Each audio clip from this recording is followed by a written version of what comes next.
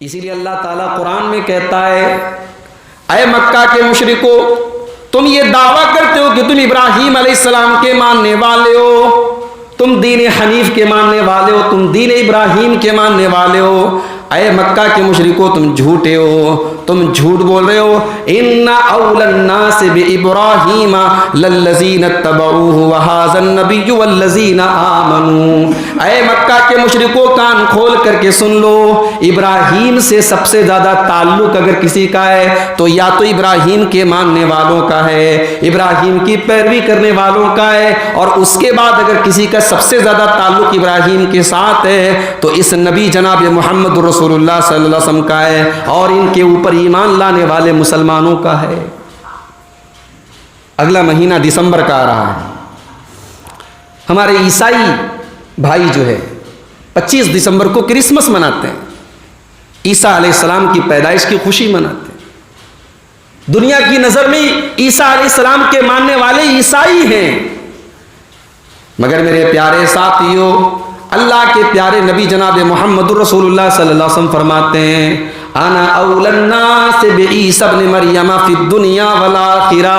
وہ لوگوں کان کھول کر کے سن لو، عیسیٰ ابن مریم سے سب سے زیادہ محبت کرنے والا، عیسیٰ ابن مریم سے سب سے زیادہ قریبی تعلق رکھنے والا دنیا اور آخرت میں اگر کوئی ہے تو محمد رسول اللہ ہے۔ میں اور میرے ماننے والے سب سے زیادہ عیسیٰ علیہ السلام سے قریب ہیں، سارے نبیوں کی تعلیم سے قریب ہیں ہمارے نبی اور ہم جو آپ کے ماننے والے ہیں۔ اسی لیے محرم کی 10 تاریخ کو عاشورہ کے دن جب اللہ کے نبی نے دیکھا کہ یہودی روزہ رکھتے ہیں، آپ نے پوچھا کہ تم روزہ کیوں رکھتے ہو؟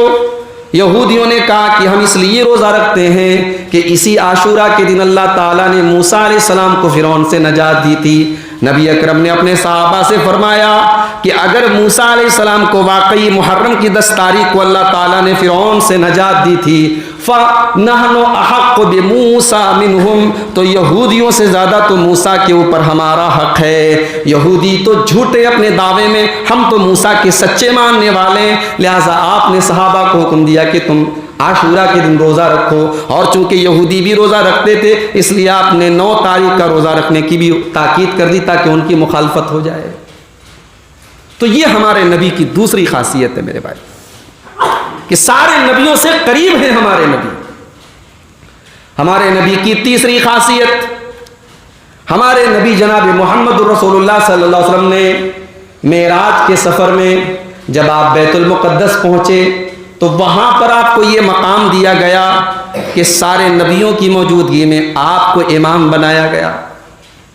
اللہ کے پیارے نبی فرماتے ہیں، مسلم شریف کی روایت ہے کہ جب صبح ہوئی تو میں حتیم کے اندر تھا، اور جب میں معراج کا واقعہ بیان کر رہا تھا فسألتنی قریش عن مسرایا، تو قریش کے لوگ مجھ سے معراج کے سفر کے بارے میں سوال کر رہے تھے۔ فسألتنی عن اشیاء من بیت المقدس لم اثبتها، تو بیت المقدس کا جب میں نے نام لیا اور میں نے بتایا کہ میں بیت المقدس میں گیا تھا تو مکہ کے مشرکوں نے مجھ سے پوچھنا شروع کر دیا، اے محمد اگر تم نے واقعی میں بیت المقدس دیکھا ہے تو یہ بتاؤ کہ بیت المقدس کے اندر کتنے کھمبے ہیں، کتنے دروازے ہیں، کتنی کھڑکیاں ہیں، کتنے روشن دان ہیں۔ انہوں نے ایسے ایسے سوالات کیے جو مجھے اچھی طریقے سے یاد نہیں تھے۔ ظاہر سی بات ہے، کامن سینس کی بات ہے کہ اگر کوئی آدمی صرف ایک مرتبہ کہیں جائے اور اس سے آپ پوری ڈیٹیل پوچھیں کتنے دروازے ہیں، کتنے کھمبے ہیں، کتنے روشن دان ہیں، نہیں بتا پائے۔ اور پھر ہمارے نبی صلی اللہ علیہ وسلم تو ایک اور اہم مشن پر گئے تھے، ایک کام سے گئے تھے، آپ وہاں کھمبے تھوڑی گن رہے تھے۔ لیکن جب مکہ کے مشرکین نے سوال کیا اور اللہ کے نبی جواب نہیں دے پا رہے تھے، فَقُرِبْتُ قُرْبَةً مَا لَمْ أُقْرَبْ مِثْلَهُ، اللہ کے پیارے حبیب فرماتے ہیں مجھے اتنی تکلیف ہوئی کہ اتنی تکلیف مجھے کبھی نہیں ہوئی تھی۔ کیوں تکلیف ہوئی؟ کیونکہ ان کی نظر میں جھوٹا ثابت ہو رہا ہوں، میں جواب نہیں دے پا رہا ہوں۔ اللہ تعالیٰ نے اپنے نبی کی تکلیف کو فوراً دور کر دیا۔ فَرَفَعَهُ اللَّهُ لِي، اللہ تعالیٰ نے بیت المقدس کو میرے سامنے لا کر کے رکھ دیا۔ اللہ کے نبی کہاں پر ہیں؟ خانہ کعبہ کے پاس حتیم کے پاس کھڑے ہیں اور اللہ کے نبی فرماتے ہیں کہ میرے سامنے اللہ تعالیٰ نے پورا بیت المقدس کا نقشہ لا کر کے سامنے رکھ دیا. ما یسألونی عن شیء الا انباتهم به. اور بیت المقدس کے بارے میں جو سوال وہ مجھ سے کرتے چلے جاتے تھے میں ایک ایک سوال کا جواب دیتا چلا جاتا تھا. وہ جس اینگل سے سوال کرتے تھے, بیت المقدس کے جس پوز کے بارے میں سوال کرتے تھے, اللہ تعالیٰ بیت المقدس کا وہ اینگل وہ پوز اپنے نبی کے سامنے لا کر کے رکھ دیتا تھا. اس کے بعد اللہ کے نبی فرماتے ہیں جب میں بیت المقدس میں گیا فرأیتنی فی جماعت من الانبیاء, وہاں میں نے نبیوں کی جماعت کو دیکھا. میں نے دیکھا کہ موسیٰ علیہ السلام وہاں پہ نماز پڑھ رہے ہیں. پھر حضرت موسیٰ علیہ السلام کا حلیہ بیان کیا اللہ کے نبی نے. فَإِذَا رَجُلٌ ضَرْبٌ جَعْدٌ. حضرت موسیٰ علیہ السلام میڈیم ہائٹ کے تھے, بہت لمبے بھی نہیں تھے, بہت ناٹے بھی نہیں تھے, میڈیم ہائٹ کے تھے. جعدن اور گھنگرالے بال والے تھے. كَأَنَّهُ مِن رِجَالِ شَنُوَّا. عرب کے اندر ایک قبیلہ رہتا تھا شنوہ قبیلہ. اللہ کے نبی نے فرمایا کہ موسیٰ علیہ السلام کو دیکھ کر کے ایسا لگتا تھا وہ شنوہ قبیلے کے کوئی انسان ہے. اس کے بعد آپ نے فرمایا میں نے حضرت عیسیٰ علیہ السلام کو نماز پڑھتے ہوئے دیکھا اور عیسیٰ علیہ السلام کی شکل کے بارے میں آپ نے فرمایا کہ عروہ بن مسعود الثقفی کی شکل حضرت عیسیٰ سے بہت ملتی جلتی ہے.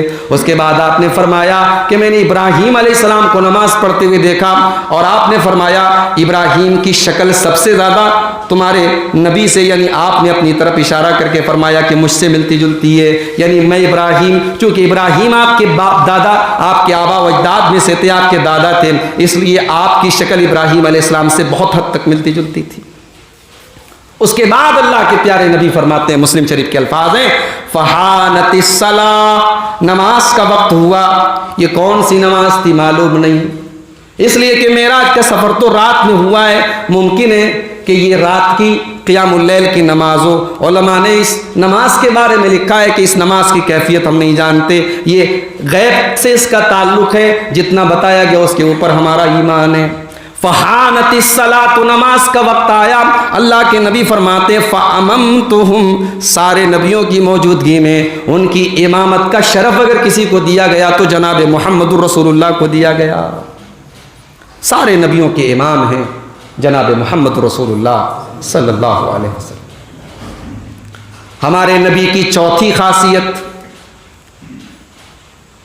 آپ معصوم تھے. اللہ تعالیٰ نے آپ کو گناہوں سے معصوم بنایا تھا, مگر کہیں کہیں تھوڑی بہت کوتاہی اگر کسی معاملے میں آپ سے ہو گئی, کوتاہی سے مراد یہ ہے کہ دو راستے آپ کے سامنے تھے, آپ نے جو زیادہ بہتر راستہ تھا اس کو نہ اپنا کر کے کم بہتر والا راستہ آپ نے اپنا لیا. ایسا ہوا ہے کبھی کبھی. اس کو بھی اللہ کے نبی اپنے حق میں قصور سمجھتے تھے, اپنی غلطی سمجھتے تھے, اپنی خطا سمجھتے تھے اور راتوں کو اللہ کی بارگاہ میں رویا کرتے تھے. اللہ نے اپنے نبی کی ان چھوٹی موٹی کوتاہیوں کے بارے میں بھی اعلان فرما دیا انا فتحنا لک فتحا مبینا لیغفر لک اللہ ما تقدم من ذنبک وما تاخر. اے نبی, آپ کو ذرا سا بھی اپنے دل میں ملال پیدا کرنے کی ضرورت نہیں ہے. آپ سے اگلی پچھلی جو بھی کوتاہیاں ہوئی ہیں, جو چھوٹی موٹی کوتاہیاں آپ سے سرزد ہوئی ہیں, اللہ کا وعدہ ہے اللہ نے ان سب کو معاف کر دیا ہے. اما عائشہ فرماتی ہیں, بخاری اور مسلم کی روایت ہے, اللہ کے پیارے نبی جناب محمد رسول اللہ جب راتوں کو قیام اللیل کیا کرتے تھے, جب راتوں کو تہجد کی نماز پڑھا کرتے تھے, اتنا طویل قیام کرتے تھے, اتنی لمبی نماز پڑھتے تھے, حتی تتفطر قدماہ, آپ کے پیروں میں ورم آ جایا کرتے تھے, آپ کے قدموں میں سوجن آ جایا کرتی تھی.